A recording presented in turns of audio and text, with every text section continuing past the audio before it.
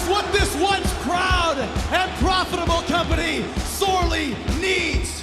What was once a captivating, trend-setting program has now deteriorated into a cliched, let's be honest, boring snooze fest that is in dire need of a knight in shining armor. Television ratings, downward spiral. Pay-per-view buy rates, plummeting. Mainstream acceptance, non-existent. And reactions of the live crowds, complete and utter silence. You're silent because you're embarrassed to be here. Honestly, I'm embarrassed for you. And the reason why you're embarrassed is because of the steady stream of uninteresting, untalented, mediocre sports entertainers who you're forced to cheer for and care for. No wonder you're not cheering. You can care less about every single idiot in that dressing room. Now, here's Joe. Joe, I swear to God, if you don't stop, I will shoot you, Joe Cronin.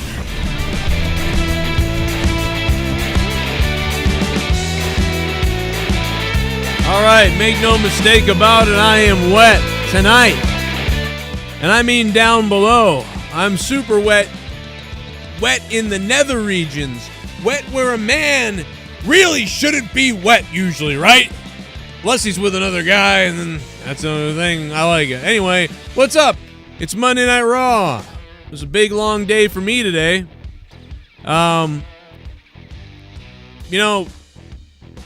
Show had some nice points in the first hour and a half, to be honest. I mean, like, nice enough.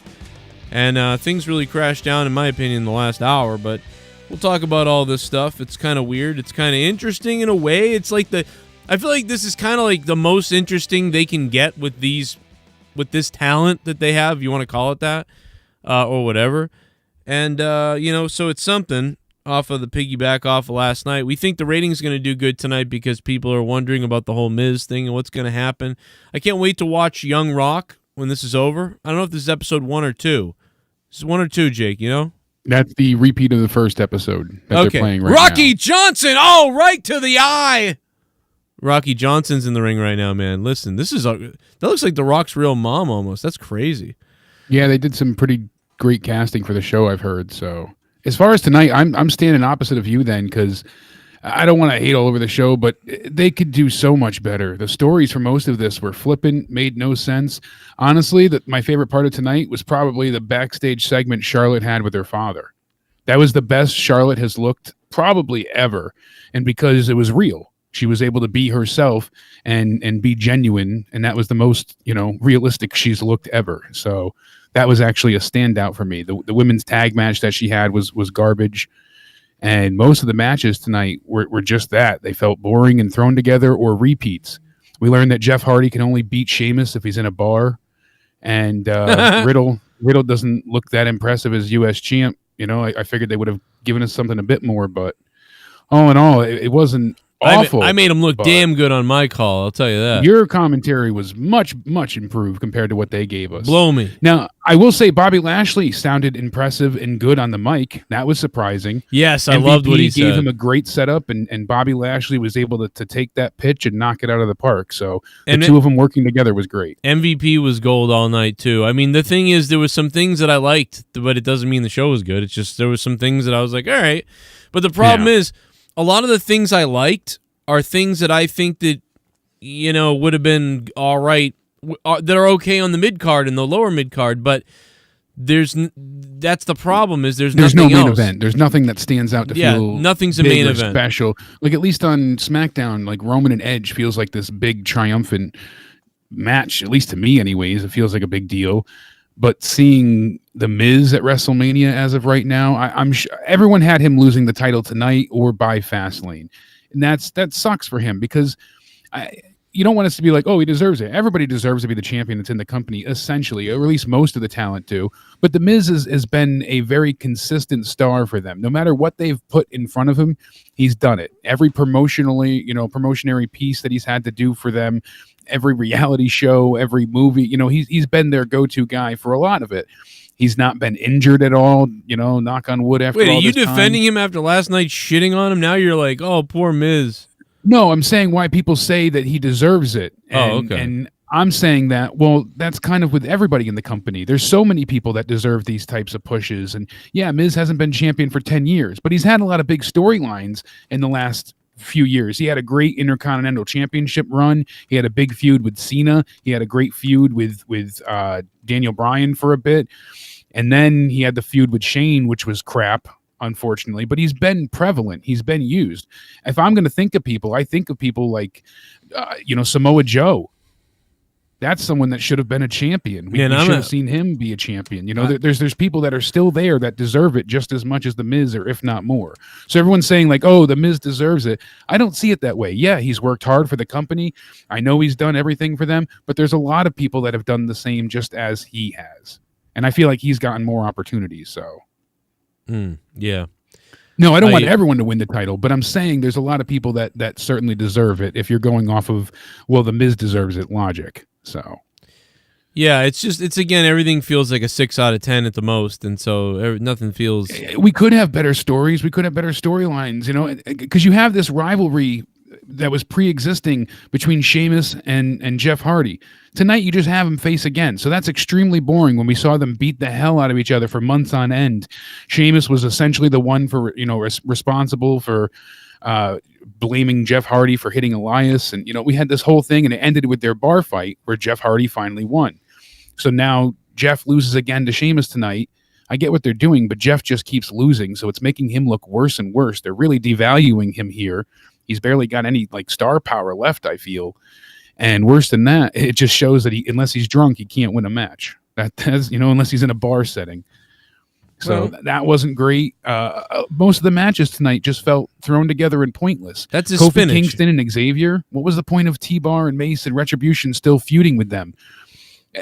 For a whole year now, Mustafa Ali has gone on about how Kofi Kingston took his spot in the chamber and he was finally going to get his retribution, and that's why they started Retribution, because he was sick of being treated. But he didn't stop Kofi from going in the Elimination Chamber. He didn't use his big and powerful group to stop Kofi from going in the chamber. He didn't attack the New Day beforehand, nothing. And then the New Day beats him in less than 3 minutes in a tag match. For what? If we don't get the group disbanding next week, then this is super pointless. Oh, my God. I'm surprised they didn't go with some kind of story with it. Like he could open up Mania against Kofi. Jacob RP. There's so many stories. They did no story. They had him freak out. That was it. There was no story. And so many times tonight, we could have had a great match between Kofi and Mustafa if you really wanted to have, but no, they're not giving us anything with this. Instead, you have the New Day making fun of him, saying, we don't get paid by the hour. And they look terrible. Retribution looks awful, even worse than they did before. So like I said, a lot of tonight just felt like it was really crappily thrown together and pointless, and just didn't, feel like it was a proper follow-up to any pay-per-view for the most part. There were a very few things that worked. I'd say Damian Priest with Bad Bunny was a positive. He had a good match with Angel Garza. What they're doing with Bad Bunny so far, I think, is getting some eyes on the product. With him taking the 24/7 title to SNL, people were talking about him being a champion. So we'll see if it benefits WWE at all, but right now they're just selling merch. I want to thank Jacob RP for becoming a member, man. Appreciate that. And also, go to the donos. What are you guys saying? Let's find out. $100. It's donation time. Oh, the man! Boy. D. Welsh is here! D. Welsh is here! Holy shit!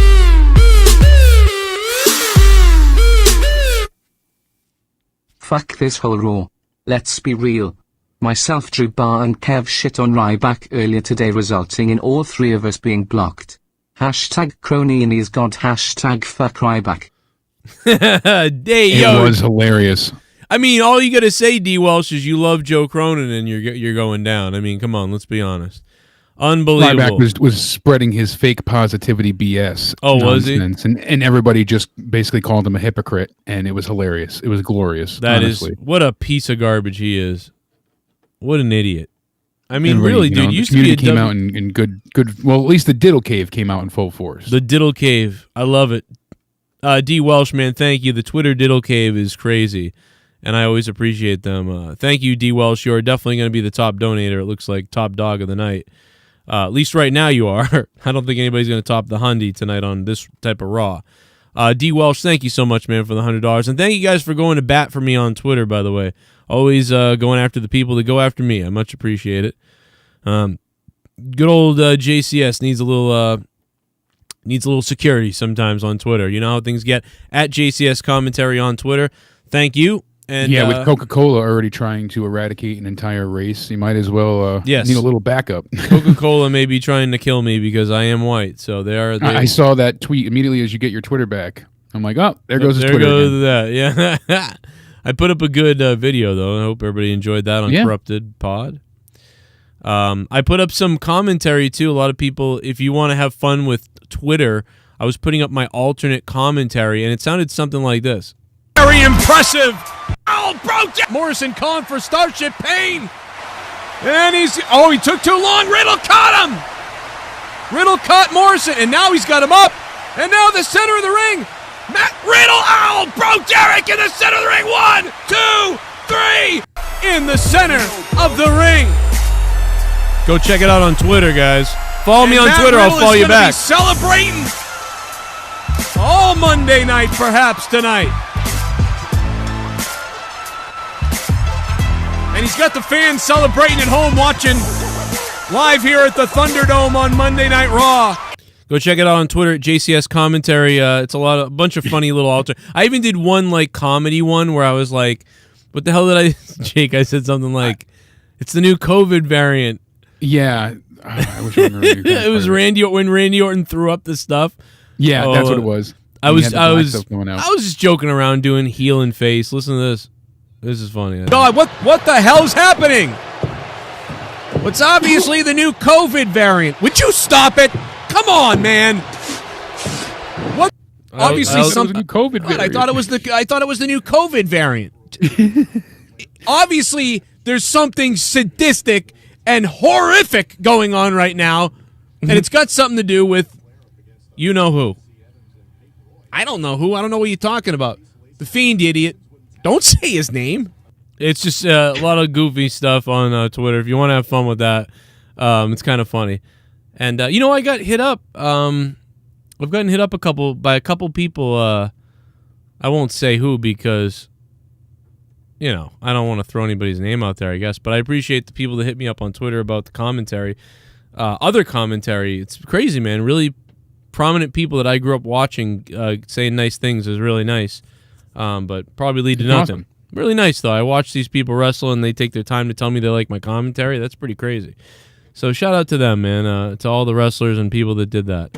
Anyway. It's always great to hear. I know you didn't get to catch last week's segment with Riddle, but did you happen to see the one he had backstage with Lucha House Party again this week? Yeah, where he grabbed a little scooter and did the scoot away. Yeah, and he called the eagle on his belt is Travis. He goes, "This is Travis," and they were like, "We'll take care of Travito," or whatever. Yeah, that made me chuckle. I again laughed at a Riddle thing backstage. This was not an egregious fuck up on WWE's part. I think, him having a nickname for the belt, as he's had nicknames for every person he's teamed with so far, that fits his character. It was funny. I like the way that Grand Metalik was reacting with, him and Dorado. So it worked. It fit. It was goofy to me, but it was like not something you remember a week from now, but it wasn't cringeworthy like we're used to. I still don't know if I don't know. I'll be honest with you. I don't know. I don't know if I thought that was all right or horrible, but it is funny to me that he's literally is some dude from like 1987. Like that's what I think is hilarious, is that this guy is literally from 1987, and also that he said he was going to call the Eagle Travis or whatever. I don't know. That was kind of funny. But yeah, that made me chuckle because he had a friend named Travis, and he rides off on his scooter. It's one of those cringy segments that like somewhat kind of was all right because I kind of laughed. It made me chuckle. At it. It's not a laugh out loud like, oh my god, I'm gonna die. But I'm like, oh, it didn't make me roll my eyes and be like, God, I hate this. It wasn't as bad as some of his previous segments, especially leading into Survivor Series, where he was giving people nicknames and things like that. That was awful. And unfortunately, the match that he had with Morrison was just more of the same. It didn't really feel like a title defense in a way. Like it kind of lulled into the break, and then they got into the end, and that was it. So I didn't hate it. I did see it, and I actually thought it was like all right for what it was, but it wasn't anything. Again, like it didn't really have a rhythm, but it had some nice little points. But I think it wasn't as bad as I thought. Cool moments, but I mean, like, all right. So he think I had gets more away fun from the Moonlight Drive, and he gets the bro to sleep, and I'm like, all right, that's cool. And then you go for the big kick, and I'm like, all right, he's gonna end up going for the bro Derek. He hits it, gets the pin, looks good, good finish, clean victory. But I was just hoping maybe because it was his first title defense, they'd try and give us something a bit above and beyond. But I'm starting to pick up on this '80s theme, right, from Riddle, like bro Derek.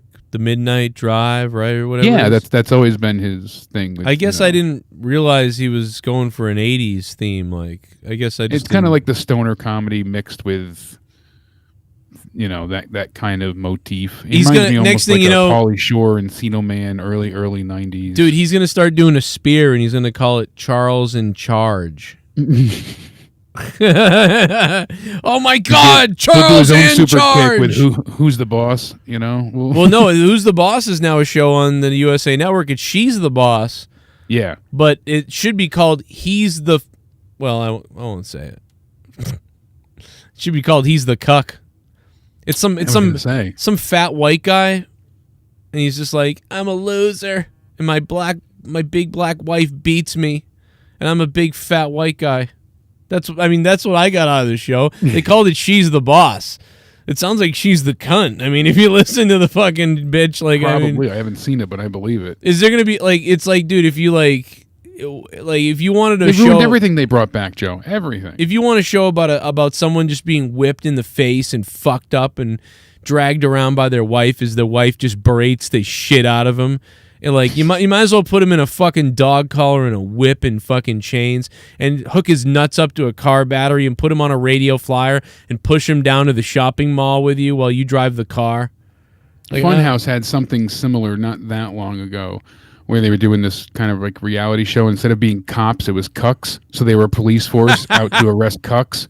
And it was really funny, but their police chief ends up being one of the cucks, and it's just the whole thing. It was very funny, but that's what it reminds me of. So, Cucks is filmed in front of a live studio audience. You get the whole. I like Riddle as champion. I can see this being a good use of the U.S. title. It could elevate him if he starts having not just open challenges, but at least as a defending champion and is consistently used on television. I didn't mind the backstage thing as compared to other segments.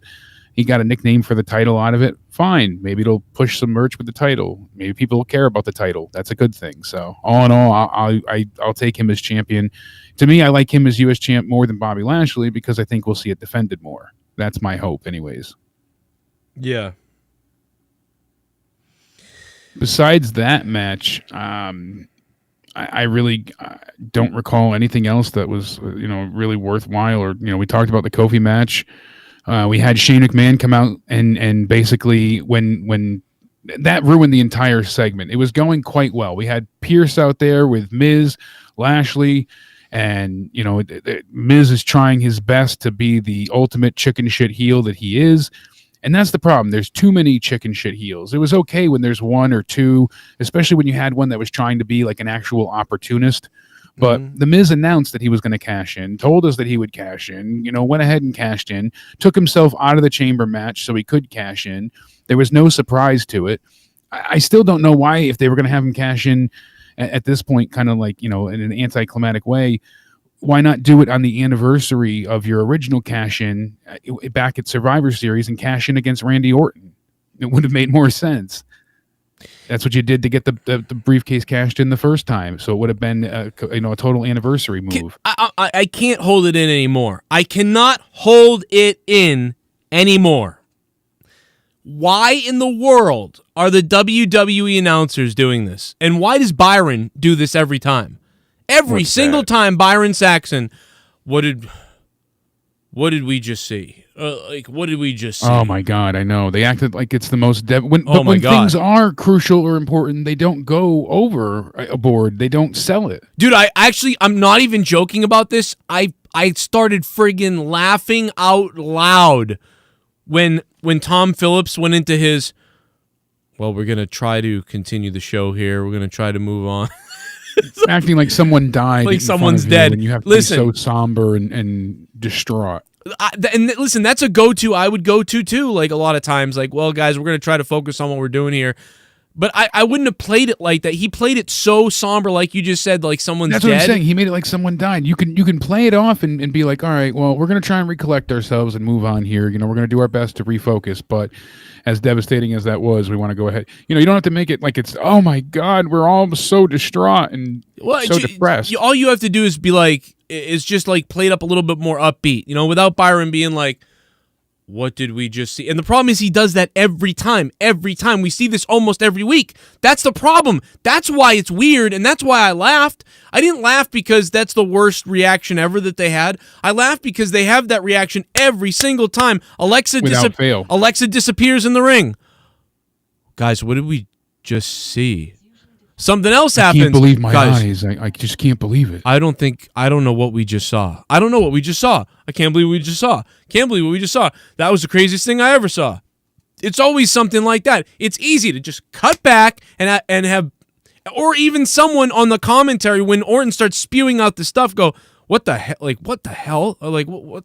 And I know they don't really act concerned. They just move right on, and that was the thing. Like, because it's so fake. When the Papa Shango thing happened with the Warrior, commentary went nuts. Yeah, they absolutely went nuts. But they check on it throughout the night, and they keep addressing it, and it was brought up.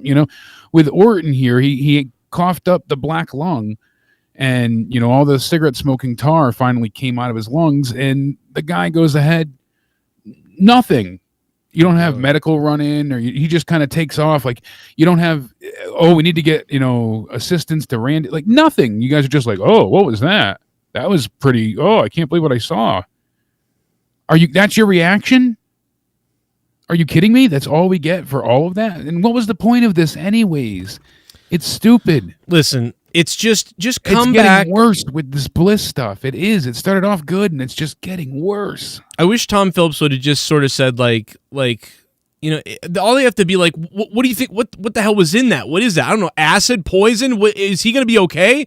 I mean, it's like, Tom, I don't know. I don't know what that was. I don't know what we just saw. I've thrown up black stuff like that before, but I was so drunk and but blew like a lot instead, of guys. A lot of men. Have panic and dialogue going on with the announcers instead of them looking at you going, oh my. Like, have them looking at their monitor and looking at each other and being like, I don't know what it is, man. Like, should we go back there? Why don't you go back and find out? I'm not going back there. Well, I mean, what's in that stuff? I don't know what it was. It wasn't called the Rainbow Room for nothing.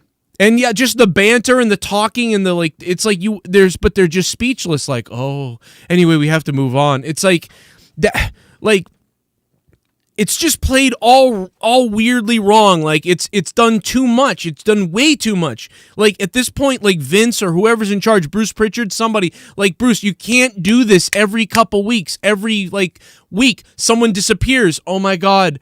Wow, we've never seen anything. What just happened? Or, wow, what just happened? Every week, they set a goddamn guy on fire not that long ago. It's almost the same reaction to everything. To girl disappears, same reaction. Guy's on fire, same reaction. Someone throws up in the back and throws up blood, same reaction. Someone gets cut and is bleeding everywhere, throws same reaction. Someone starts disappearing all over the place and then the Fiend appears, same reaction. It's the same cell. What happens if someone dies? What do you say then? Because it sounds... I'm sorry I'm sorry to compare it to the Owen thing, but like JR coming on, but that actually happened, right? That's and so a it's like example. That's the only example. But they do it so much. You could get away with it a few times, like being in shock or being like, "Whoa," Yeah, when Vince's limo blows up, that's serious. When you have these wow moments, then you go over the top. Of course, Michael Cole made the worst call ever. But when you have Shane McMahon jumping off the top of the Hell in a Cell. Those are those OMG mania moments that you should be overreacting to. when you have Randy Orton coughing up black stuff, you could be concerned. You should be, oh my God, we need to get him medical help, and you should be addressing it. But you don't need to sound like, oh God, I'm so either PTSD ridden from this scenario and traumatized, or I have no care at all. It's too much either which way. It is just frustrating, and I don't. So they're going to address the mind games with this. So they have Orton, and he's talking, and is he drinking oil? Like, is that what we're supposed to take away from this? I know he started coughing, and then he starts, I'm distracted by Alexa, and so the coughing keeps happening. Are they trying to say that this is from the fireball? This is a symptom or a reaction to him being burnt, or is this some type of magic that Alexa did, and she's, got the fiend spirit inside Orton, and that's why he's sick? I mean, what are they going with here? Honestly, they could have reacted to all those different things. But the other way to go here's the other way to go. If you feel like this was running old, the reaction of the commentary team is running its course. The other way to go is to literally cut to commercial at that point and come back and say, all right, guys, we're back here on Raw. We don't know what in the world just happened to Randy Orton. We're sending people to investigate. I don't know if he's gone to the hospital. Apologize. We shouldn't have shown happening. That on TV. Yeah, we're sorry that was graphic, but we are going to move on, and we'll look for a medical update on Orton. But Charlotte Flair, blah, blah. And then it's sort of like they didn't need to get that awkward reaction spot of the commentary team. You just kind of skip over it by going to a commercial right away, or by going to something, or going right into the next package. Whatever it is, and it's like that leaves the viewer going, holy crap. But instead, when they go to the commentary team, I come out of it into disbelieving because Samoa Joe's the only one saying, like, oh, what is that? What is that substance? And then Tom Phillips immediately is like, well, the women's tag match, like, instead of talking about it, he doesn't address it. But then he was so concerned before. Why don't you want to talk about it? They take you out of it. They make you feel insane at times. They really do. They make you feel stupid. And that was the problem with the whole thing with Braun. Braun's an idiot, and Shane called him an idiot right in front of him. We've been calling Braun an idiot for years now. That's nothing new here. But they made him look like a moron. Out and out tonight, and Shane absolutely called him an idiot to his face. You're not a WWE former champion. You're a Universal champion, you blithering idiot. You fucking bumbling moron. How do you not get this? And then Shane even said, well, that's a stupid idea. You don't get you're not grasping. Your brain doesn't get it. There's a few neurons, I think he said, in Strowman's brain that didn't grasp the idea of the chamber. Man, they made the other thing I kind of loved about tonight was they really made Braun Strowman look like a fucking idiot tonight. I mean, we should hate it, but I do love it. I do admittedly, that's a guilty pleasure of mine, seeing him look more and more like a moron as he spouts off on Twitter about how amazing he is. He looked like an idiot in the promo. Then Shane shut him the fuck up and served him papers basically at the same time. Papers, please. And then at the end of the night, Braun should have decimated Bobby Lashley, essentially. There is a bit of a size difference, or you would think it would be a very close match. But no, that really wasn't the case. And it was 4 minutes, 20 seconds altogether because they left no time for a main event big man clash. I guess that was a smart idea because did we really want to see them have a knockdown, drag-out fight? But the match we did get was ridiculously stupid.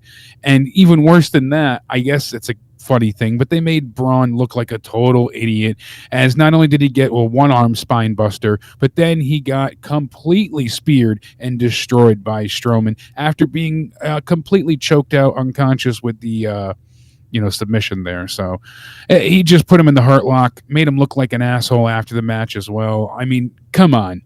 Braun, you went from attempting to be in the title picture, maybe getting a triple threat, to being in the unemployment line in one night.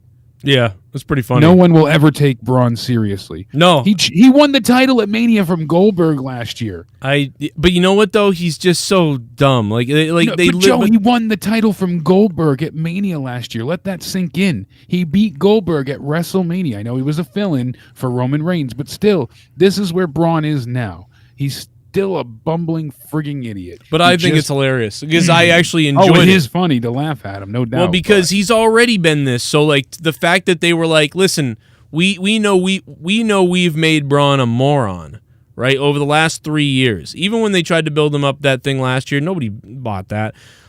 And that's pretty crazy, by the way. I mean, it is pretty impressive that you can make a guy the size of Braun Strowman seem that insignificant. You have to be a special kind of idiot. My God. Yeah, he looks has great. Worked so hard to look this good. He's got muscles on top of muscles on top of abs.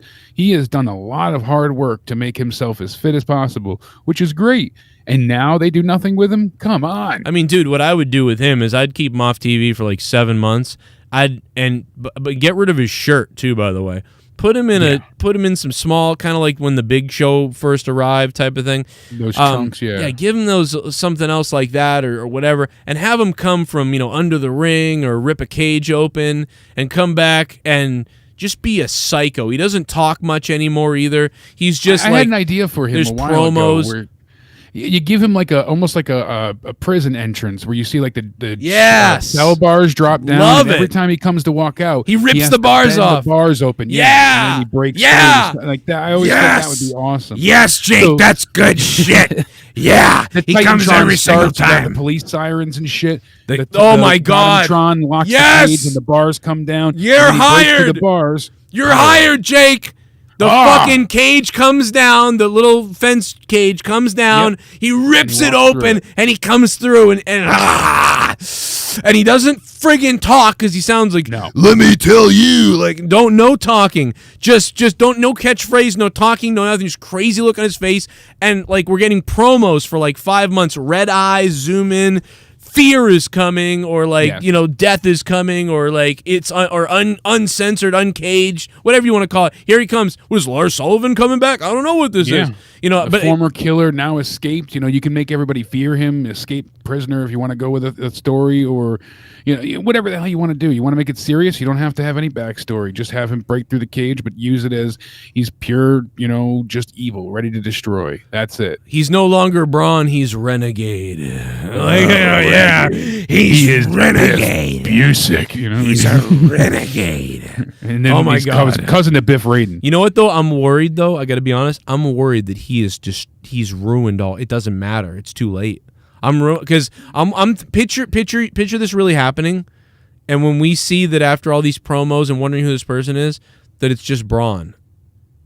You know what I mean? We would be like, oh, like even if they repackaged him, I don't know. I don't. Now, if he debuted in another company like that, that might work. Like if he showed up in AEW like that might actually work. And he's there because let's say they built him up in AEW for like 6 months, like Fear is coming or Unleashed is coming or the Renegade is coming or something like that. And Lance Archer now all of a sudden becomes kind of dominant, and he's like beating everybody up, beating people up left and right.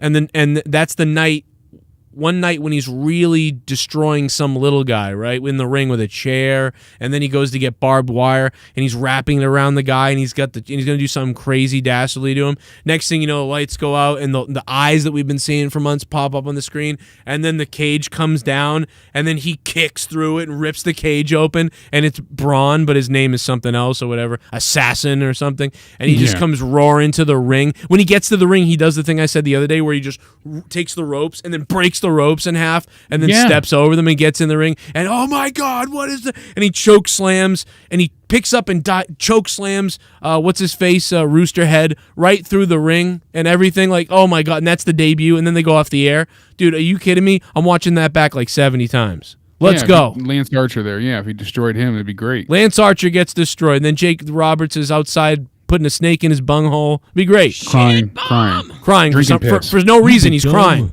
Drinking piss. Honestly, besides Nia Jax's leg drop, the show wasn't too bad.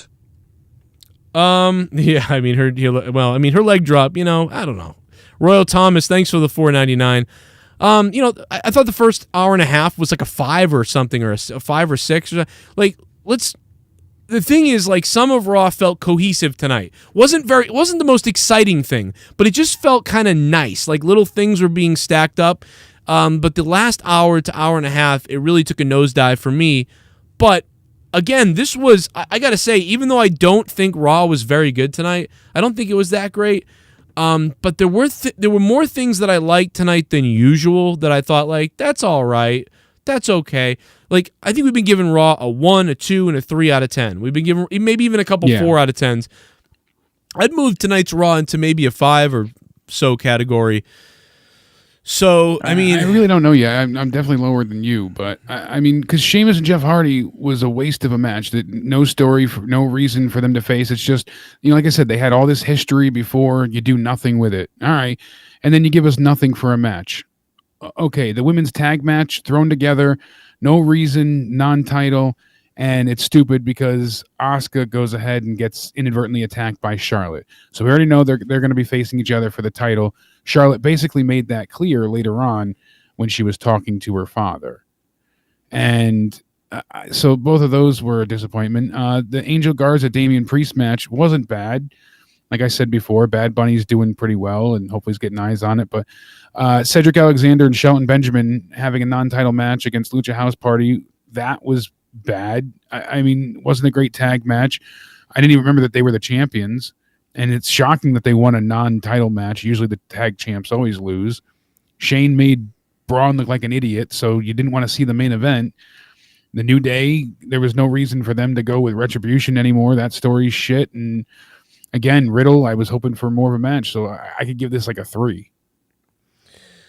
Wow, yeah, I mean... I was hoping for more from it. Like I said, I liked Lashley on the mic. I liked him talking. I liked what Charlotte had to say. But what was Lashley's line? Because it was good. It was like, you're going to write a story or a show about this. Lashley puts me in the hospital or something like that. Yeah, something like, Stupid shit like Lashley, that. You're going to be starting a new reality show about how Lashley sends you to the emergency room. Simple kind of line that you and I would absolutely have him say. It's kind of funny. That kind of thing, and that almost to a T, just like Nakamura, you die. That's so simple. He grabs Miz by the throat and says, okay, you have an hour or I'm going to kill you. What more do you need than that? I believe it, and is painted on eyebrows. Yeah. Lashley looked pissed, and that was believable. If he went on and said, I'm so strong, and I know, and said, no, just, I'm going to hurt you. You have an hour. Go. Like, that was perfect. So the opening to me was really solid. The Miz was good on promo, and I was hoping they would get more throughout the night, but besides that, I don't think there was one match that I really enjoyed. If I had to gun to my head pick one, it'd be the Damian Priest match with Angel Garza probably. And now they changed his friggin' finisher anyways. He used to have the Reckoning, but it's Hit the Lights because of Retribution having a member named Reckoning. So, of course, they had to change that as well. Wait a second. They changed the name of his move to Hit the Lights? Hit the Lights. How about Lights Out? I feel like a lot of things would be better than Hit the Lights. What? Especially Hit with the his lights. theme and everything that he had going. Like the Reckoning fit with him before, but this whole lone warrior, lone wolf type mercenary facade they had with him, it worked. So Reckoning was fine. Hit the Lights doesn't fit. Doesn't go with anything that he does. How about something like with his theme about like how he shoots an arrow at the fire? That's what I'm saying. So does he still? Wait a minute. What's his finisher? What about the arson archer? You know what I mean? Like you can come up with 1,000 things and then fire anything like the wait a minute. What's his? Is he still doing the Razor's Edge? I don't believe so. I don't know. He was doing that for a while. I thought. Yeah, he was for quite a bit. I didn't see it tonight, but what's his finisher now? It's the... I don't know how to explain it. Somebody in the chat tell me what his finisher is, or whatever the regular name of the move is. Somebody. Hit the lights, boys in the hood. Hit the lights. To think of the damn original name of the goddamn move, and it's driving me nuts. I love Damian Priest too, so like I really want to see it. The bullseye, someone said. The bullseye'd be all right. Yeah, the bullseye. That's a little weird too, but it's still better than hit the lights. Hit the lights? What does that mean? Hit the lights just doesn't go. Is that a gang thing I don't know about? Like hit the lights and then we kill everybody? His hit the lights finisher only works if his theme is give me the green light. Give me the green light. I want to just call it a cutter. The Reckoning is just call it it's like an inverted cutter. Oh, it's a cutter? Yeah, it's... I don't. Anybody in the chat have a better way than a cutter to explain it? Oh, it's the Crossroads. It's Cody Rhodes' finisher. That's what people are saying. It's like that, but it's got a bit of a twist on it. Why not? Look, JJ it's said not quite the Crossroads. JJ said a little bit different. The arrow of death. I love that. That sounds well, yeah, better. because he did the Falcon arrow, which was the broken arrow for a long time. But the arrow, it's not really an arrow, so it's like weird. That doesn't make any sense. But like, and then obviously he had the crucifix drop, the power bomb, the razor's edge. But I don't know if he's still. How about Death Slate or Death? How about Death Slate or Death Slade or something like that, or something like that. Like anything like Death Drop. Anything is better than lights. Get what? Get the lights. Get the tables, Devon. What? What is it called? Because he's already called the Archer of Infamy. So like you Right. said, stick with the Archer thing. That would work fine. And I don't know. Hit the lights just doesn't make sense. Wow. I don't know. I know he used to have a chokeslam ages ago, but he's supposed to be a rock star. He had the same thing going on in NXT. Why is it so hard for people to understand? It's an inverted Crossroads. So that's what I'm saying. But because it's a little bit different. So it's not Crossroads directly, but that's why I wasn't sure, what the actual name would be. But Punishment Bunny.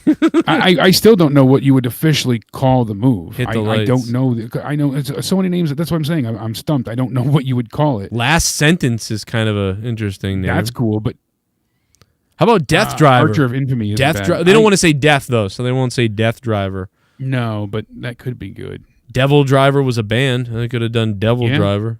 What is the Crossroads actual move name though? Is it just Crossroads? Yeah, Crossroads. Is that the act? Because Tess did it before, didn't he too? And I think someone else just said that. Crossbow, said Mellow Brooks. Crossbow! That's not Damian Priest with a crossbow! 1, 2, 3! Bad Bunny! Well, actually, you could work it into a whole thing with him. Actually, that'd be pretty badass. Have him come out with a crossbow, and then he'll deliver the crossbow, and I'll make it all sound that good. Can actually turn into a pretty. It's like a flatliner. Yeah, that's what I'm saying. Crossbow. It's similar to. I just don't know the actual. Mella Brooks said the Devil Cross. That'd be cool. When the bow breaks, I'll make Arrowhead. Crimson Arrowhead. That's a really good one. Hits him with Crimson Death. Darkness Falls. I'll say anything. I'll make it all sound good. Someone said broken yeast infection. Here he comes. Damian Priest ducks underneath it. Broken yeast infection. That's right, he's got the Yeast itchy V. infection. I mean, like, dude, like, how about Vagisil's on the way. Itchy V no more. Yogi Bear? Yogi the Bear. I'll make Yogi the Bear sound good. Off the top rope, Yogi the Bear. One of my favorite local comedians used to have a like that was the highlight to his act, and used to always crack me up the way he told the story. But he got into a fight with a lady at a grocery store, and she was being really, really, really just cunty to him the entire time. And he stood there and he took it and took it and took it, because he's got his children with him and he's trying to be a good father and a good role model. And then finally the lady said something and he snapped and he looked into her cart and he saw that she had Vagisil. So as loud as he could, he just screamed, "Well, at least I don't have an itchy vagina," and then walked away. And to me, Jesus, like that's how you win an argument. He went full me, myself, and Irene. Absolutely. I would have started. You know what would have been funny is if he pulled it out of her car and stared at her and stared at her and went, "Hey, everybody, look at this!" And he uncocks the thing and he starts rubbing it all over his face.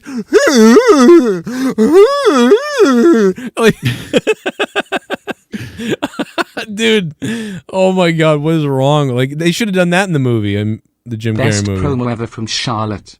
Liked Lashley at the end. Liked Drew being kept away. Better Raw than anything lately. I'll go 5/10. Robbie Hyde, I think I'm there with you on this. I think we agree on this. I think Bobby Lashley had his best little promo. It was a little fun. Miz was cutting a good promo to begin the night. And, what was the other thing you said? Charlotte had one of the better promos she usually has. Yeah, I really liked what her and Rick said in the back because it just felt real because, look at that, it was real. It was just very genuine. It seemed like a conversation that they would have amongst each other over dinner. He's like, I saw the potential in a good human being in Lacey, and I never said the baby was mine, but Rick absolutely said the baby was his because when she said I'm pregnant, Rick yelled out, "I'm going to be a dad, woo!" Did he not? He said that on Raw last week. The first thing he screamed out is, "I'm going to be a dad." Woo. So whatever. He never said the baby was his. Apparently, he's senile. Leave him be. And she's like, "Oh, it's just not funny." I know what you're doing. Charlotte just lays into him though, Joe. She's like, "Oh, you see this potential in a lot of blondes," and he's like, "Oh, I thought I could motivate her and make her one of the all-time greats, just like you." And she's like, "But I'm trying to protect our namesake, and I want us to be, the Flairs and have that mean something. But you're killing our name, and you still want to be the nature boy on my time, so I want you to go home." And he's like, "But I love you," and it was emotional, And she's like, "Still, I love you, and I want you to go home." So at the end of it, hopefully this is the last they do with Ric Flair for quite some time, if at all, unless they have something really, really meaningful for him. Keep him off TV. Yeah, I agree. Keep it going the way it's going. Matthew says something about Impact Wrestling. I did not see Impact. I haven't seen it in a little while, so I don't know about that. I'll have to go look at that though. Alicia Edwards, I watched her thing because I love Eddie and Alicia. Obviously, they're from my area. Went to wrestling school with them. So yeah, I enjoyed her stuff, but I didn't see the other thing you're talking about. I'll probably watch the rest later, and I'll let you know what I think about it. But AEW, we'll talk about that Wednesday night, and we'll go back to what did we not cover from tonight? I feel like there's got to be something we missed. I mean, the women. That was it. We talked about AJ Styles Ricochet. I mentioned earlier, I said how short that was. At least we got to see almost get his hands on Ricochet once again. He's really getting like physical finally. And you see AJ kind of look a little afraid of him, but yet proud at the same time. So I am curious to see, what that leads Ricochet got waffled, dude. The back of his head just looked like it. Yeah, that was a hard landing as well. And they tried to recreate the Styles Clash from the week before, but it looked like Ricochet messed up the timing. And then that knee to the head looked brutal too. The Clash, they landed just in time because Ricochet is a professional, but even dropping him, it was a flat back bump, but still from that high, it's and unfortunately Ricochet and AJ, this was dream match scenario, and the match they had last week was such a standout, or the week before, whichever it was, and this was just a shit show because it was so short and had a few botches, and really the whole point of it was almost. And after seeing Naomi and Lana go ahead and beat Mandy Rose and Dana Brooke, that felt like the biggest steal of the century. But it come on, Lana's still winning with Naomi, so now eventually they're going to get a tag title shot, I guess, down the line. That was a joke. The double face buster and then pinning her looked awful. The whole thing was just silly. How about the preview of Rhea Ripley? Do you think she's going to show up before Mania? Probably I would hope after, honestly, because then she can get like an actual full-fledged story, and because right now it feels like the division has already got their mind set with what they're doing with the women. Yeah, so it feels like to me it's like tease her until the Raw after Mania. Because I can't see her showing up before Mania unless she was to show up at the was it Roadblock? What are they calling the thing? Fastlane. Okay. Yeah, March 21st is Fastlane, so we got exactly 1 month till that. Next year, Jacob said the move is called a rolling cutter. So, and Cody's is just a modified version of a rolling cutter. Okay, cool. Thank you. I want to look at it and see it. Let me see. I wasn't sure what because it is the Crossroads, but his is just slightly different. That's why I wasn't sure what to call it. But let me go look at it. I mean, I've watched him do that move for a while, but I always forget. I always remember that he was doing the Razor's Edge for a while. Yeah, that was always like a signature more than a finisher. But it's sort of it's like the inverted Sister Abigail. That's what I'm saying. Like it's Crossroads, but it's not. But it is. It's inverted. That's why I was having a hard time being like, I don't know what to call the actual move. But if it's saying it's a rolling cutter, then that would make sense. I hope they build up Rhea every week. They show something about her. They let the audience get even more familiar with her that didn't get to see her last year, and build her up, and then have her appear with fans if they're going to do it. The Raw after Mania, because they have to be out of the Thunderdome. The Raw before Mania is the last Thunderdome show. They have to be out of where they are now because baseball season starts back up, and I don't know where they're going to go or what they're going to do. They haven't announced that yet, but they got to be out of there. They're being evicted, so they better figure out something. Underground Nightmare. It's that, or they're going back to the Performance Center. So. Underground Nightmare. Think of weird names to put together. I don't know. Still no Keith Lee tonight either. I guess that's noteworthy to bring up. Yeah, because he's WWE COVID. did switch up the Ric Flair story, and they're basically, had Charlotte tell him to go home. I'm reading now because they're just going to be done with him at this point due to Lacey being pregnant. They're scrapping that story, obviously. So that makes sense. Reading that, if that is true, but it lines up at least. And Alexa's obviously teasing Randy. She said, "Are you okay, Randy?" on Twitter. So we know this will continue, obviously, and lead towards the Mania match between Orton and The Fiend. We keep hearing it's going to be a Firefly Funhouse match, similar to what he had with Cena. So could be good. Well, speaking of being good, let's go to the donos, man, and see how good those are going to be, because we do have a lot of people waiting for their donos to play. So let's see if we can get that to happen right now. Are they popping up? Let's see. Nope. Maybe. I know we're going to get it to work one of these times. Let's find out. Did you just donate to Joe? Did you just donate to Joe? You're donating to me. Thank you for the donation. And because you donated, I'm going to fist myself in the bunghole. Oh. Pacaro_13 tipped $1. Why wasn't Drew McIntyre on the show? Also, does The Miz look good holding the title, even though his reign is going to suck? I mean, he looks pretty good holding the title. He really does. He's got a decent, that decent promo. I mean, we think he's about to lose it. I mean, they obviously, they really tried to use Braun as like, man, you think someone's going to beat Braun Strowman like this one-on-one tonight? He's a powerful beast. Oh, but Bobby Lashley did it. So, you're really setting up Bobby Lashley, it looks like, to beat The Miz and go to WrestleMania to take on Drew. It's got to be. I mean, I don't know what else. That's what it seems like. There's no anything else that I can really think that they'd be doing here. Yeah, did Drew will get the belt back, or he'll... Did you just donate to Joe? Oh, no, Ryback is donating. Thank you for the donation. And because you donated, I'm going to fist myself in the bunghole. Ryback TV tipped $1. Joe, I am tired of your community. Tell them to stop attacking me. I hate you. You are a joke. You are a failure on YouTube. I will never forgive you for what you said to me in 2017. Feed me more. Feed me more. I'll never forgive you. Feed me more. Why don't you go order my products? I just ordered a super fat muscle man from Amazon, and I remember the days when me and Pat Patterson would still be on the road, and Pat would tell me, "Listen, I'm going to go inside you now." And I'd be like, "Okay, fine. Just go ahead." Whatever, Ryback. Go. Come on, bro. Literally created all. Ryback, do you understand that I've had a 9-year career on YouTube?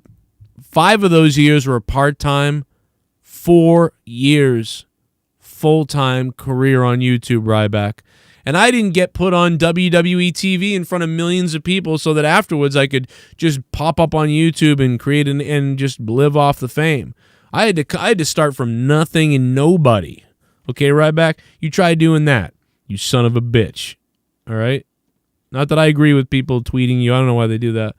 I mean, you banned me a long time ago. I tried to bury the hatchet with you so many times. How many times do I have to extend the hand for a handshake with you, Ryback? Just put the hand out, brother. You're huge. You're a big guy. Living off the fame, eating chicken sandwiches. Did you just donate to Joe? Did you just donate to Joe? Thank you for the donation. Thanks. And because you donated, I'm going to fist myself in the bunghole. Yeah. Randy Viper tipped $3. Can people give their points to others for championship night this Friday, or is that only for King of the Wheel? I'm so excited for monetize this. Woo, take my pants off. This smells like my vagina coo. Pretty much, it's pretty much just King of the Wheel, but we may be changing the rules since everybody some people had a problem with it last time, so we may actually be changing the rules to where you can't give your points away anymore at all. Just because, because then you guys don't have to worry about verifying. Was it somebody that actually, did Jake actually give Joe his points, or was it someone pretending to be Jake? Well, I can tell that. That's not a problem. I know you can, but you don't want to start, and then someone, you don't. It's just a headache you don't need. So yeah, I'll just get rid of it. But it's true that I can see who did it. It tells me who their email and their credit card stuff, so I can tell I can see I can see the name on their credit card, so I can be like, oh, yeah, that's the same guy. You know what I mean? It's not hard to do. It's easy to figure out who's donating, but. Are you ready for this?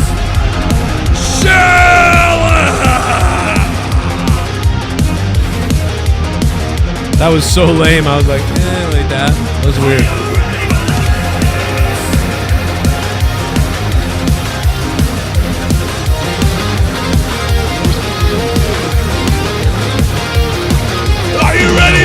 Shell tipped $5. Fuck this Raw 4/10 at the most. And fuck the commentators. Hashtag hire Joe Cronin. Shell, thank you so much for the $5. Kenny Omega. Shell, you're the best, man. Hey, listen, Shell. Sorry. But no, the commentary really made me upset tonight. That's why I was on Twitter losing my mind, doing all this weird commentary alternatives and weird shit like that, because it was just so bad. Did you just donate to Joe?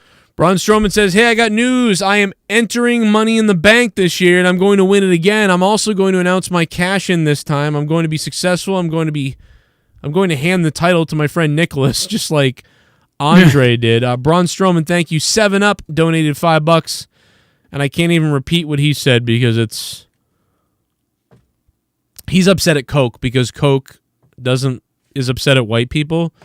So 7-Up is fighting back. They want you to be less white.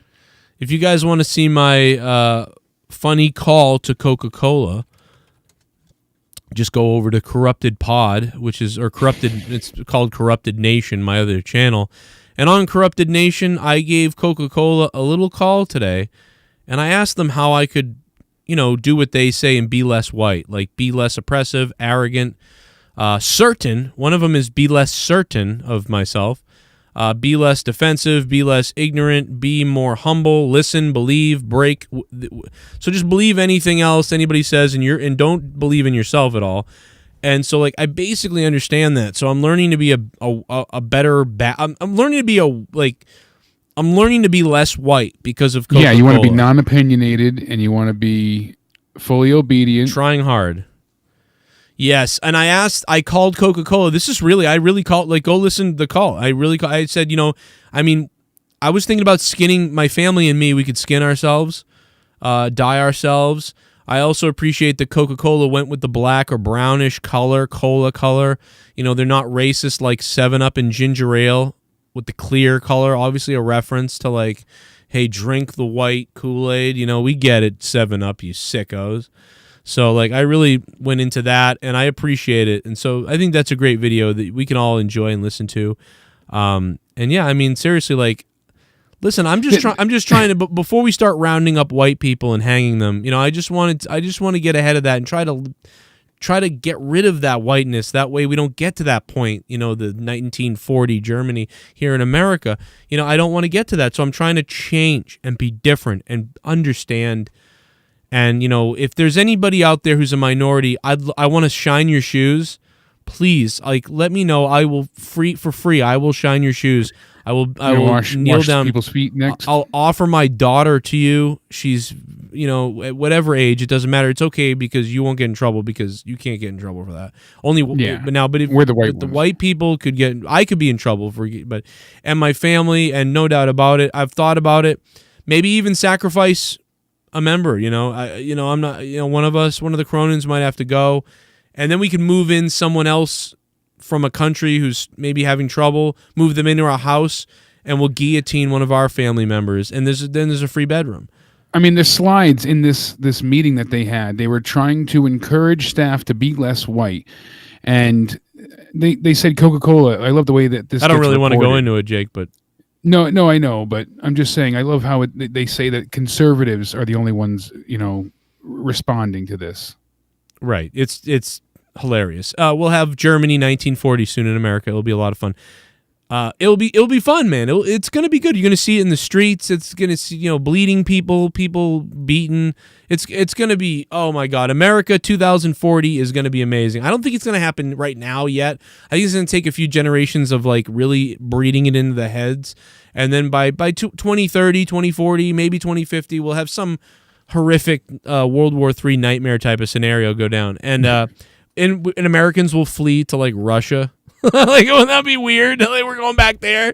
Like, people came here. Like, get me to Canada or Russia or wherever. Get me out of North America.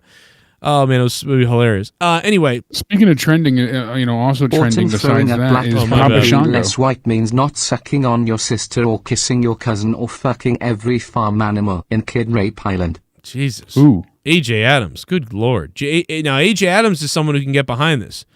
AJ Adams is one of our favorite listeners. He is a really, really opinionated black man who doesn't like the whites. But AJ Adams, we love. I love you, AJ Adams. What's up, man? That was some savage shit, you psycho. I love it, man. I got that Tupac song in my head now too because you sent it to me earlier. Thanks, man. I appreciate it. I love it. Thank you, dude. Yeah, Papa Shango's trending now on Twitter because of all the stuff that happened with Orton spitting up the black stuff. He's being compared to the Ultimate Warrior and Papa Shango stuff that I brought up earlier. A shit bomb. Spaz Phoenix. I love how much other people hate Riddle and Miz as champs. Their salt feeds my soul. I love how other people hate Riddle and Miz as champs. Spaz Phoenix, thanks for the donation, man. I mean, he always likes, draining the salt from those on Twitter. I thought Riddle carried the belt nice tonight. I thought when he held the belt up, he was all pumped up. He was excited. I thought Riddle did really good with it, Shit bomb! So, you become a shit bomb. Hopefully they give him more. Much love, Joe and Jake. Cheers. Cocktail glass, raw 2/10. Yeah, foot rub. Appreciate it, JCS Foot Rub. I love you, brother. Joe Cronin for president. TKO Horizon. I would love to be your president. Why can't they elect me for president, right? Wouldn't it be nice if they could elect me for president? I mean, because the thing is, they could dig up all the stuff they want, but you guys know this. Everybody knows this. I love everybody, so it's going to be great. I love and hate everyone equally. I told you, Joe, I'll be the great president. The way they were building up Lashley as a monster heel, that they were building him to be Drew McIntyre's opponent at WrestleMania. Yep. Miz will lose the title because of Bad Bunny to set up Miz and Morrison versus Priest and Bunny at Mania. I didn't think of that part, the last part about Bad Bunny. That's a good point. TJ Jones. What up, TJ Jones? Yeah, you did call it, man. He said that weeks ago, and I agreed, and it seemed like that would be the case. We said, who else is there besides Lashley? And that's how we set up that, we pretty much... We thought Lashley was going to be there if they didn't bring in someone bigger. That's that's exactly, and we were spot on, and, TJ was on, and a lot of people saw this coming, and... really quick, Papa Shango, of course, is one of Bray Wyatt's favorites. So them doing kind of a callback makes perfect sense. LOL, Braun is a big dummy. I laughed when he ran into the stairs. It was comedic. And he says everything sucks like a middle schooler. I also laughed when he told Shane it was his smartest decision and got clipped by Lashley. Yeah, that's true too, Diverse. That was great because he's like, that was the best decision I ever... And then Lashley just cuts him off. Why would you turn your back on Bobby Lashley, of all people?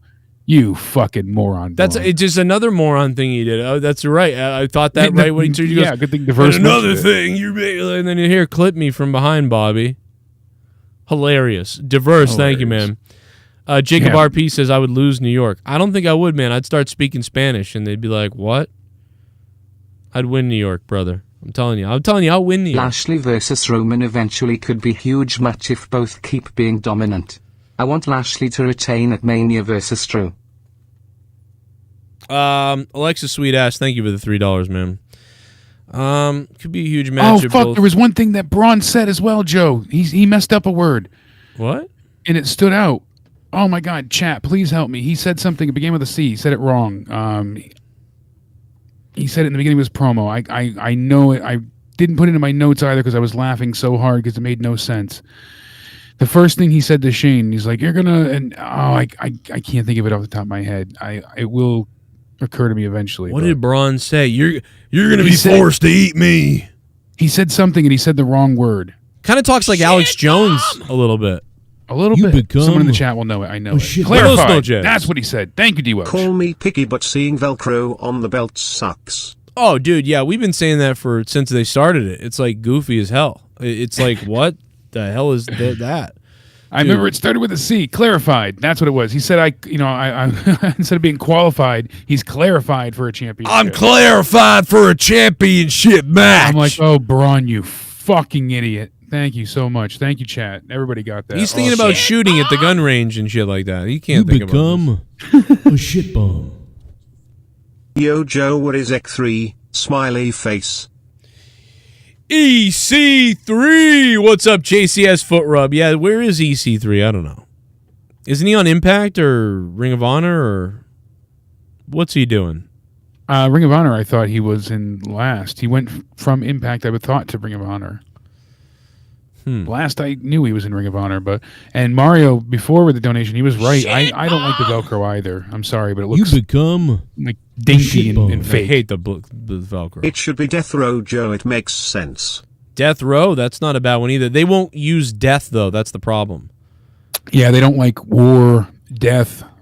Yeah, I mean we like Death Row. Death Spike is another good one, but they won't use that. Welsh says he's back on Impact, he thinks. Either way, it's either Impact or Ring of Honor. How about Implanter or something like that? Like Implanter, that's better than whatever. Hit the lights. Hit the lights! Clarified to get this title. You become a shit bomb. Here's the face. Joe Jones is Christ. Joe Jones is Christ from Jeremy Pasta. Man, I haven't heard that on the show in a long time. Joe Jones is Christ. That guy used to donate and say that all the time, like 3 years ago. Longer than that, 4 years ago, it feels like. He's back. Joe Jones is Christ.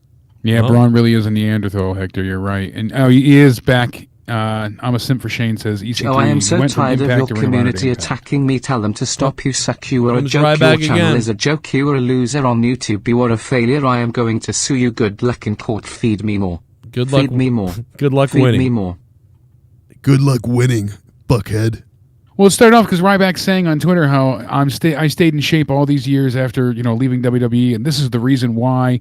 Like he's got some great big announcement, and he's always insinuating like, "Oh, I'm going to be the next big thing at AEW or Impact or Ring of Honor." No one wants you, Ryback. No one wants anything to do with you.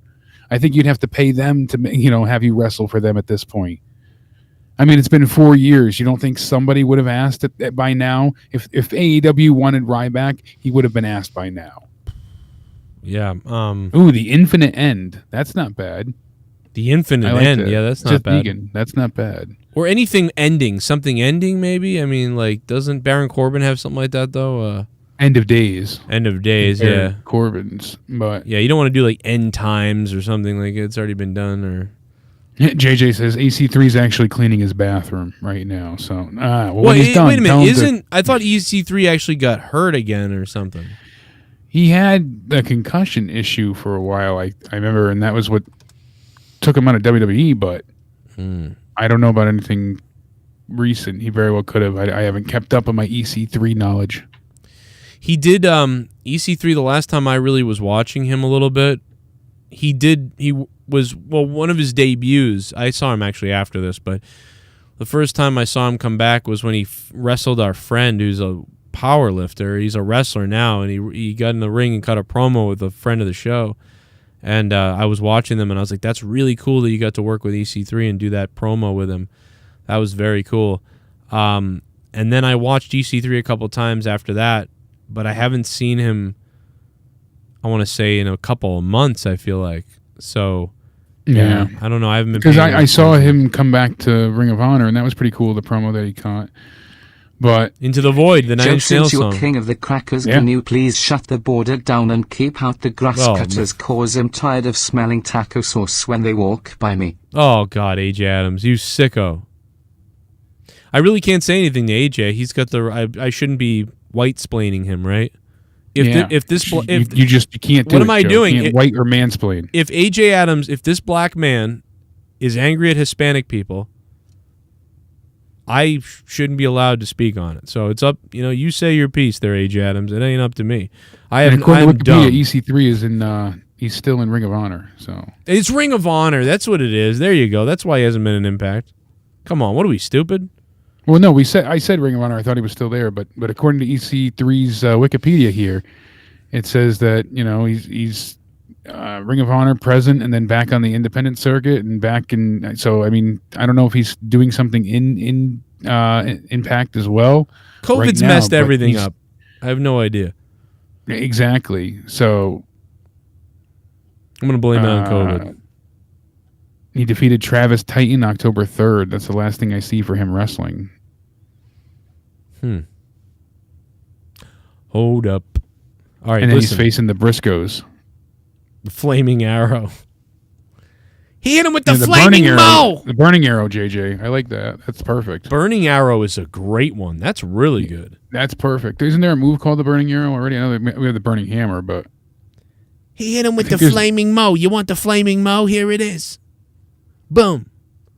Hits him with the freaking Flaming Mo. Hits him with the Flaming Mo, brother. So I'm in a weird mood, dude. I had fucking craziness. So anyway. Yeah, I'm sure it's been a crazy day. Now, I see the Burning Hammer, obviously, but I'm looking for the Burning Arrow. I don't see the Burning Arrow, so maybe not. Dog in the chat says he was on Ring of Honor TV this week, cut a promo on Jay Briscoe. So, there you go. I haven't watched Ring of Honor in 6 weeks. So it's been longer than that. I mean, but when I say watched, I mean like peeked at it and saw what was up real quick. I didn't watch like you know what I'm saying? So I'm not even saying I watched a load of it. Bomb! Manny Manotas. A shit bomb. Manny Manotas. Priest should call it Scorching Arrow or a shot at infamy. Asuka got knocked hard by a kick in the face. Love the show, fellas. I listen all the time. Thank you so much, man. We really appreciate that. And I thank you for the donation, Manny. Whenever I see Manny, I always think of Manny Ramirez. So I just think, Manny Ramirez. But no, it's Manny Manotas. Thank you, Manny. Much appreciated, bro. How about mixing like something in Spanish? You know? Yeah. Like, oh no, fuego, ardiente. Like, I got news for you. I'm entering Money in the Bank this year and I'm going to win it. Also, I am announcing my cash in and I'm going to be successful this time. After that, I am relinquishing the title and give it to my buddy Nicholas that was my partner. There goes Braun. He said that earlier. He says now he donated a different way and said it again. Braun bringing it up twice. Flecha de fuego! Braun, thank you, Braun. I really appreciate that. Much appreciated, brother. Thank you. How about yeah, you got Ryback still running his mouth, and you know that never changes, unfortunately.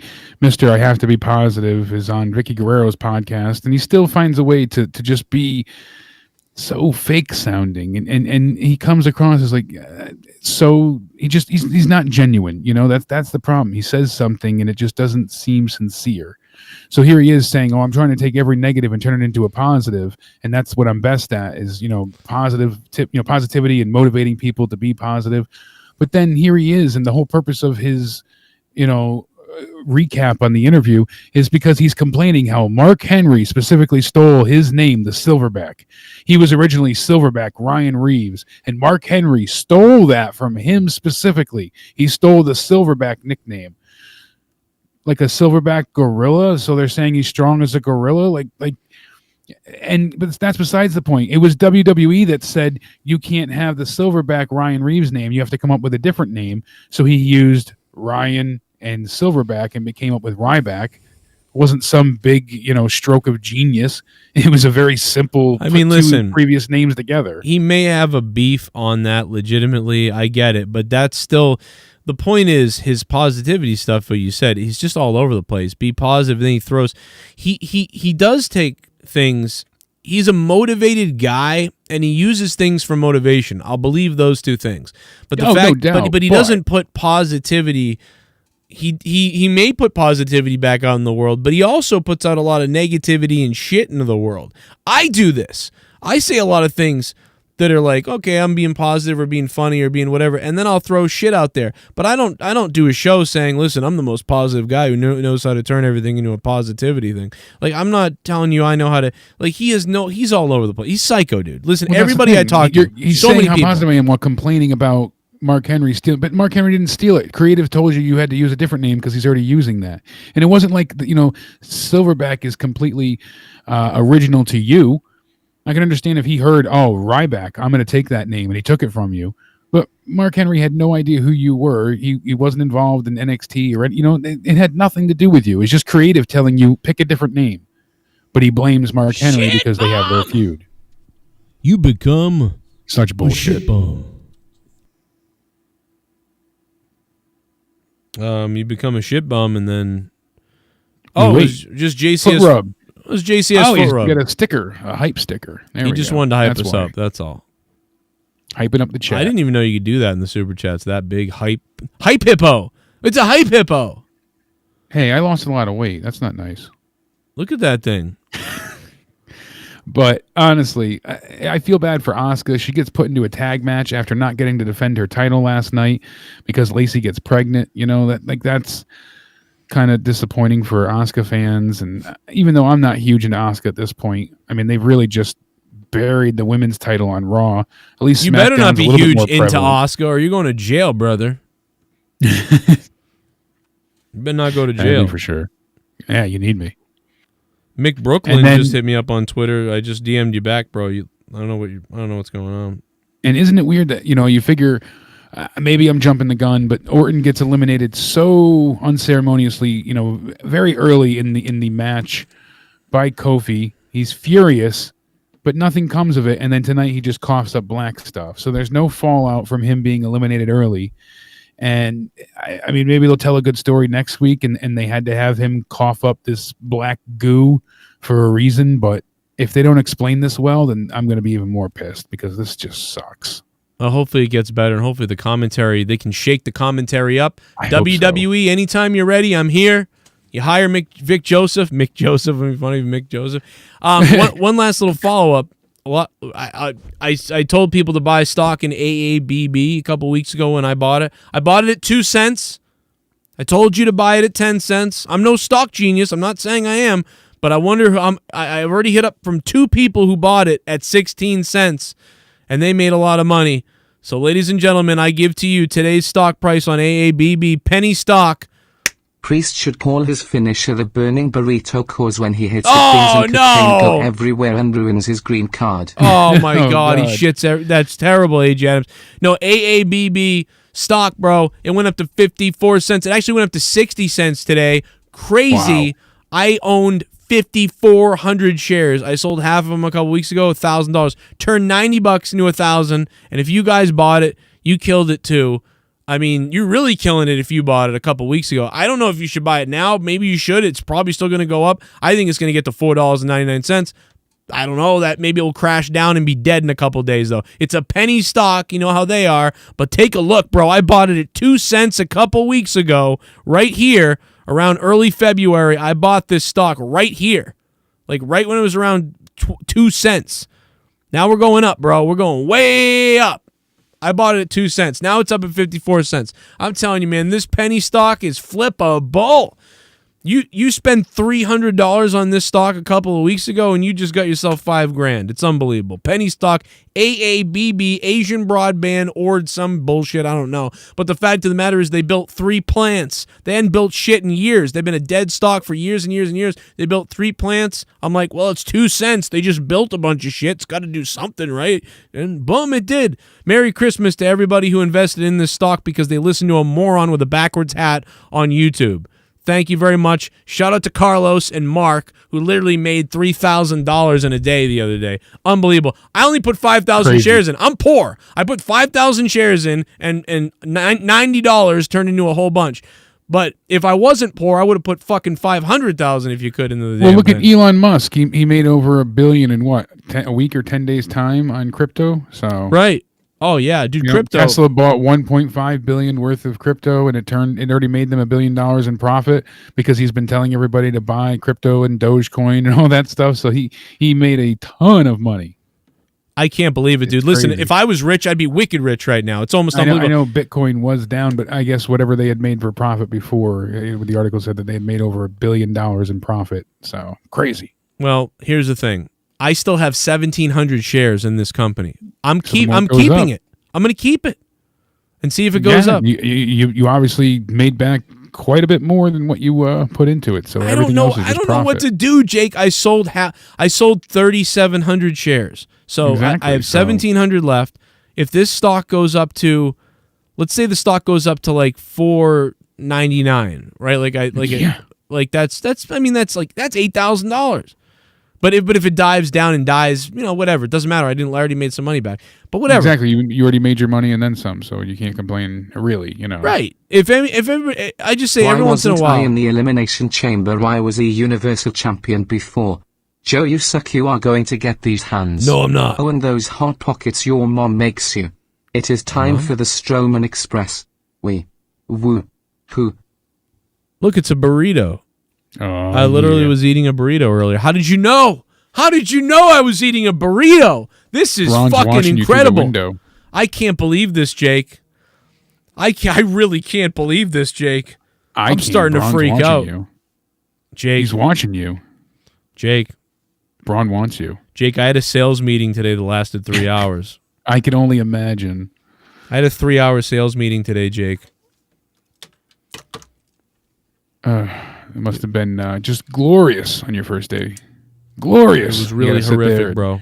Especially when it's things, if you have to do any training that you already know and you have to just be on your best behavior. But you know all these tedious, pointless things. Oh, Well, yeah. Lovely. Jerome Spicer says, what app to buy stock? I use TD Ameritrade. And yeah, it's a little more intuitive than Robinhood, but so long as you read the fine print and pay I attention will to what never you're doing. use Robinhood after what they did. I hope that. Yeah, no. I hope they go I hope nobody away. uses them. Never use Robinhood now. Boycott that. E-Trade. They damage their brand, beyond repair at this point. Robinhood reminds me of Coinbase, which is the cryptocurrency website, except they're really stocks. E-Trade's better. I like E-Trade because they have Thinkorswim and the whole big app comes up and it's so crazy. It's a lot of fun. I'm a little tiny joke guy who just plays around a little bit. That's all I do. Well, the more I looked into Robinhood as well, I didn't like the fact that they allowed people to, immediately get into options trading, and Right. you didn't have to have money on hand, and you hardly needed anything in your account balance. A lot of sites won't even let you get into options trading or anything like that. And I know very, very little about stocks, but that's where Right. you're using their money, the house money basically, so you could pay it back later. So they had a bunch of kids, I say kids, but 18-year-olds off of Reddit jump onto Robinhood. They had $100, so they bought, one stock, 2 stocks of GameStop at that point in time, whatever it was, 50 a share, 70 a share. And then they said, oh, wow, I could buy a bunch of stocks on options. And these kids owe like $100,000, $50,000. One teen killed himself, took his life because he thought that he was going to owe something like $700,000, but he didn't know how it worked. And that when it all cashed out, he only owed like 50 grand. But he thought he owed almost $1 million, so he killed himself over it. Whoa. So now Robinhood's getting sued by the family for that. Because they that's just not let their people fault. into trading and all that stuff. It's crazy. But that's not their fault. I mean, what are you gonna? It's the stock market. Well, they shouldn't have other apps and whatnot. Don't give you the option to enter trading without being knowledgeable and actually Robinhood made it too easy. I and don't too know what the fuck accessible. I'm doing. Exactly. So. I mean, what kind of safe world is this? Do you know how many I guys? agree how many with that guys because killed themselves? Do you know how many people have killed themselves? Be 18 years old and go into Robinhood and end up spending 50 grand on stocks because you don't know what you're doing. I get that, but I still, there should be fail safes for those things to not occur. Man, that's really a rough road there. That's like saying, that means that that means anything you do at the age of 18, 19, 20, can be reversed because you don't know. That's at least, no, not everything, but I'm saying explain it more. Make them have to go ahead and go through something that says, yeah, I understand that I'm going to owe and that there was basically no fine print. And you wait a didn't minute, have to what have did any he owe? minimums Why did he either. owe something? Say that again? Why did he owe something? He owed by basically trading stock on options. So it's not money that you're using their funds, and then he lost a bunch of money. So How did he lose money if he was using their funds? I don't get it. Because you have to pay them back. If you don't make money off of the stocks, then you're paying back whatever you didn't make in profit. Oh, so he was stock borrowing. crashed, He was borrowing stock. Yeah, essentially. But you can do options trading where you don't use your own money. You basically you play with their money. It's house money. That's the easiest way to explain it. Yeah, I get. I know what you're talking about. Okay, yeah. That is. So he had no confusing, money in his bank account. He had maybe $100 on him, and he had. You shouldn't be able to with TD Ameritrade. I don't know what the minimum is, but you have to have the account for so long, and I know you have to have a minimum in your account to even get into options trading. Robinhood, you didn't need that. You didn't need any special safeguards. Nothing. You could just turn on the app, sign in, and go. But there's got to be something we're missing here, because unless you have the money to back that up, that doesn't make sense to me. That's the point of options trading, though. It's just a loan, basically. But you're getting a loan for money. So if you're getting a loan, though, you're getting a loan. So now you have to pay back. That's what I'm loan. calling it. But you're just using money that's not yours. I don't know enough about it to get into it, but right. I'm not a stockbroker. I don't deal on Wall Street. I watch wrestling. I'm an idiot. But all in all, still, I don't like the idea that Robinhood. It basically made it so accessible to ruin people's lives and get them into debt. Maybe Priest should call it drunken Rita wreck when he hits it. Beer beans and wet fake heads and socials burn in the wreck. Heil Hitler. Oh my God. Wow. AJ Adams is a black man who loves Hitler. That's bizarre. Are we going to ignore how weird that is? That AJ Adams is a black man who loves Hitler? That's very strange. Yeah, it's really AJ Adams. I sometimes I check. I'm like, is he really saying that? Remember when he called that night and he was like, I don't give a fuck. He just doesn't care. I know you can get a loan for everything, but you have to be approved for the loan, and you have to actually have a job and have you have to get approved for the loan. With this, you were just able to get onto options trading without having any financial responsibility. I'm going to become WWE champion at WrestleMania. Don't hinder the gender. The modern day Ma. I want Maharaja. the needle goes in my balls, not my ass. Joe, imagine if I got on some motorized carpet and rode down the long ramp at Mania. It'd be beautiful. I got to get out of here because I got to get up early in the morning. But listen, Jake, so how much money did he lose? That kid lost almost $1 million. Other people lost $50,000 to $100,000. No, so wait a second. Wait a minute. Wait the fuck a second. What kid got a loan for $1 million? It's not a loan. It's options trading. So you can keep. So the stock goes up and he made profit, but then it's dropping and then it keeps going down. There you go. That's what I'm looking for. He lost too much, but it's not his money. He didn't buy it. How much money did he buy in?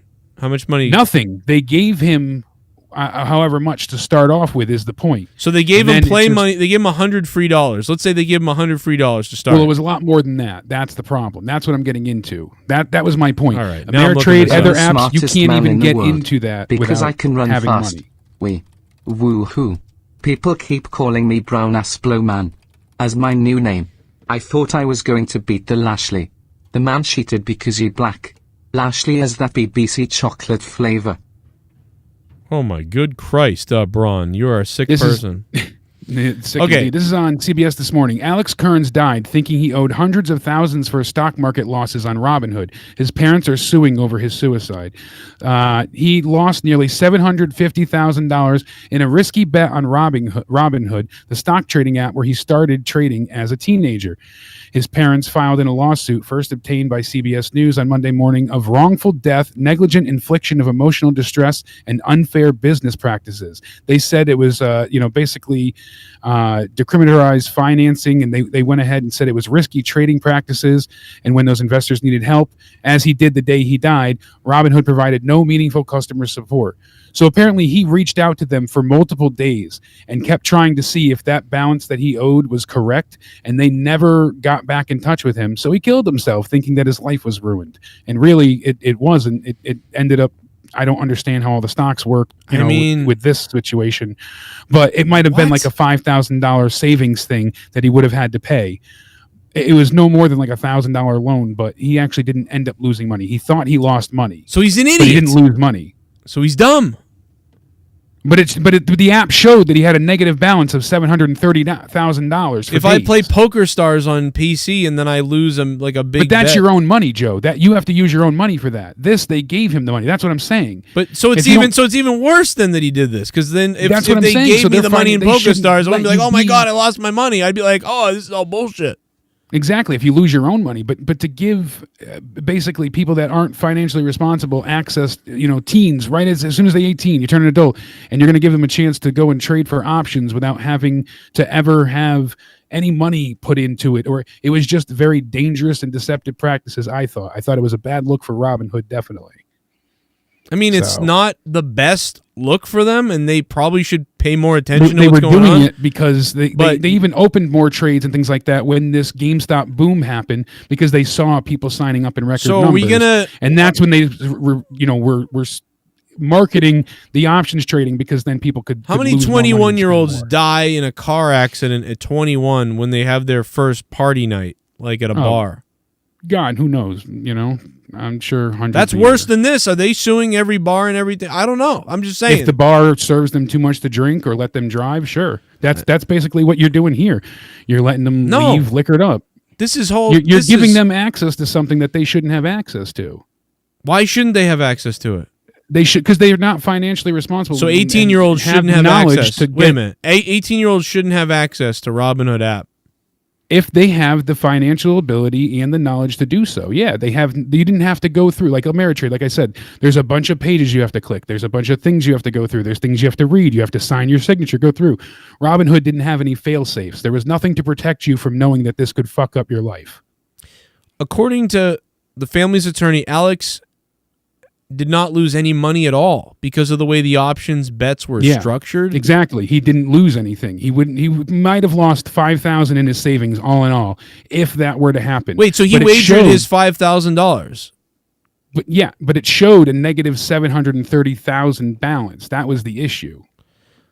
But he put in $5,000 of his own money? I'm trying to figure out how much money he put into the app and lost.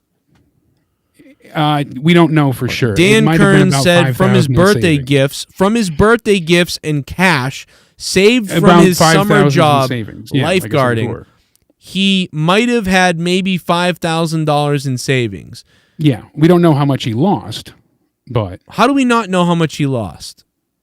Shouldn't we? I haven't found how much he lost in all the stocks. Shouldn't they know how much he lost or won or whatever? I'm sure they do. I didn't look into it.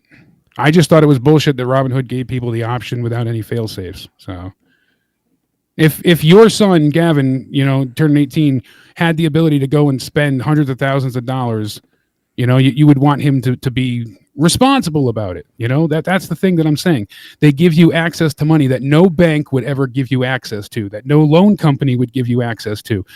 Credit cards, they're going to give you a small limit. They're not going to give you a huge balance to let you go and go nuts. But what money did they give him access to? He used his own money.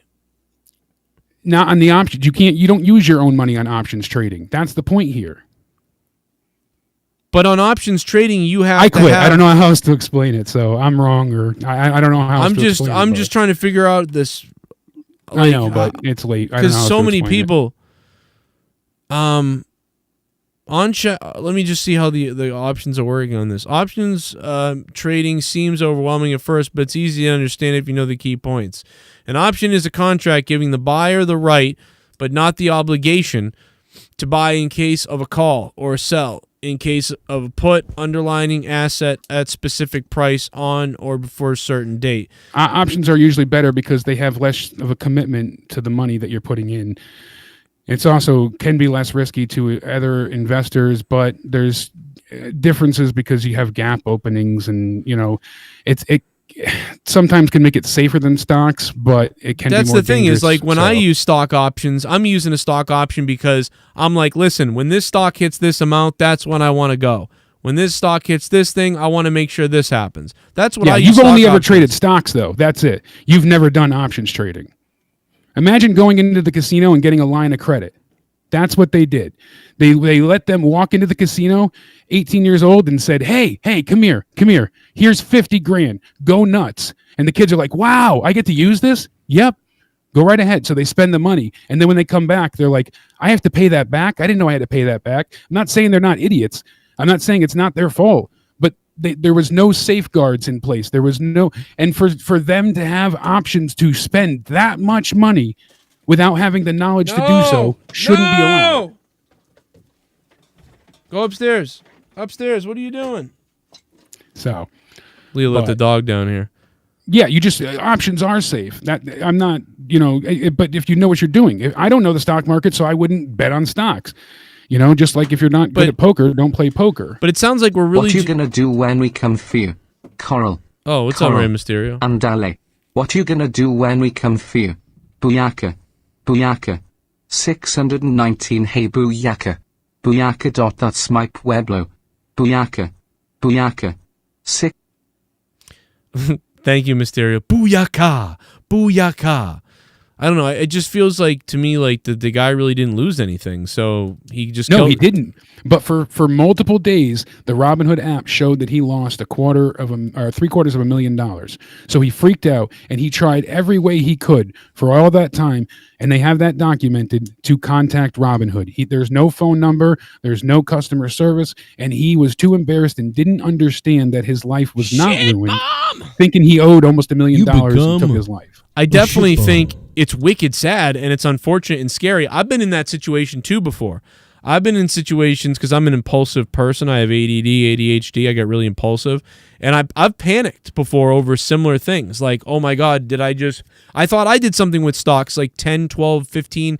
It was a long time ago, many, many years ago. I thought I did something like that. And I was like panicking. Yeah. But like, I was like, well, I'll figure it out. This can't be real. I must have messed something up or I don't understand something.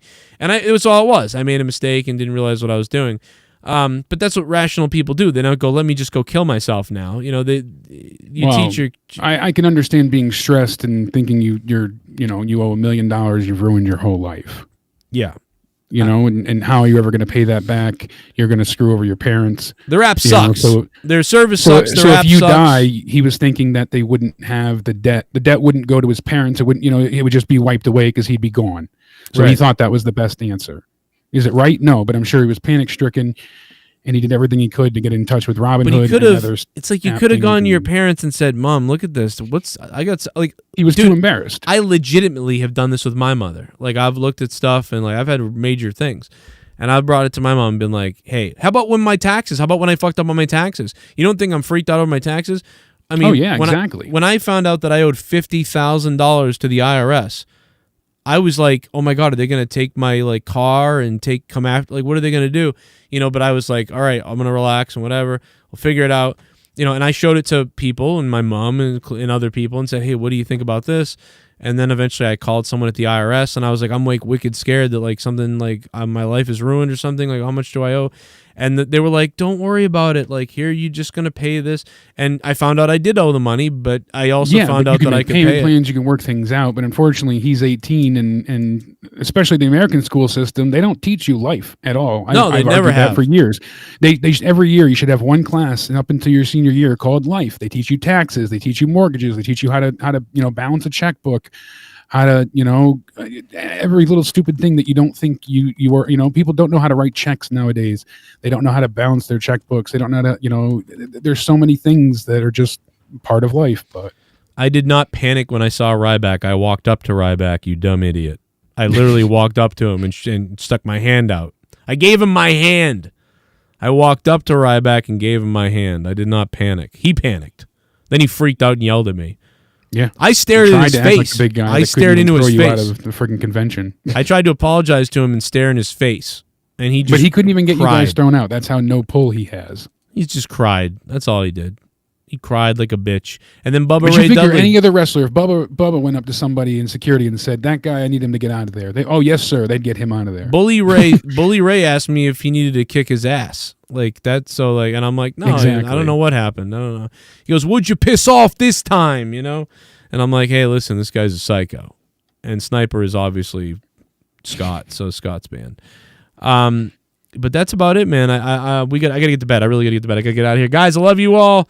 Thanks for listening. We appreciate you. Hit the like button. Subscribe if you're new. Leave us comments. Twitter at Countdown Ended for Jake. At JCS Commentary for me. tomorrow night. I don't know what's happening this week, but hopefully I have some videos out for you. More stuff coming. Thanks to D. Wells. She was the top dog at $100 on the drop, man. D. Wells, thank you, man, for funding this and keeping me afloat so I can pay all my bills and pay the IRS back as well, because we still owe the IRS. And we may always owe the IRS at this point. But I appreciate it. Kisses. Love you. Buenos noches. Options are risky as F no matter what. Yeah, I mean, stocks are risky, man. Do not let your kids get into stocks. Unless, like, or you know what you do? You operate it for them. Show them how it works. And then, like, be like, hey, come up with a stock I can invest in. Tell me why you want to do it and whatever. And we'll test out some, you have some fun, I won the stock market shit way back in the day in school. It was sick. And then I fucking got a GED. I'm an idiot. Don't listen to me. I'm out of here.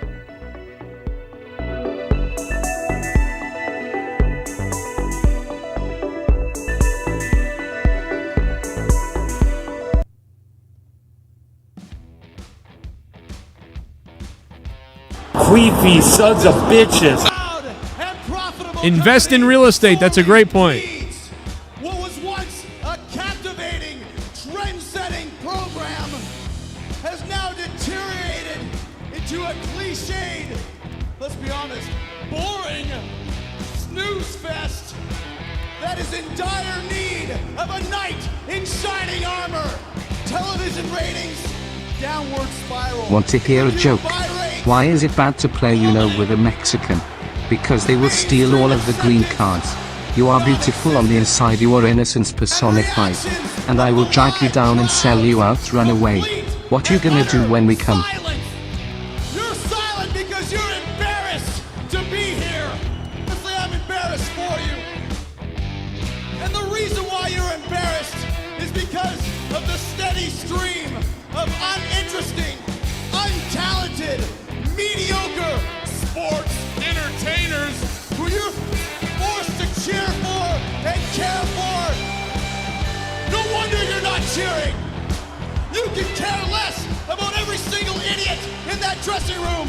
Now, here's Joe Cronin.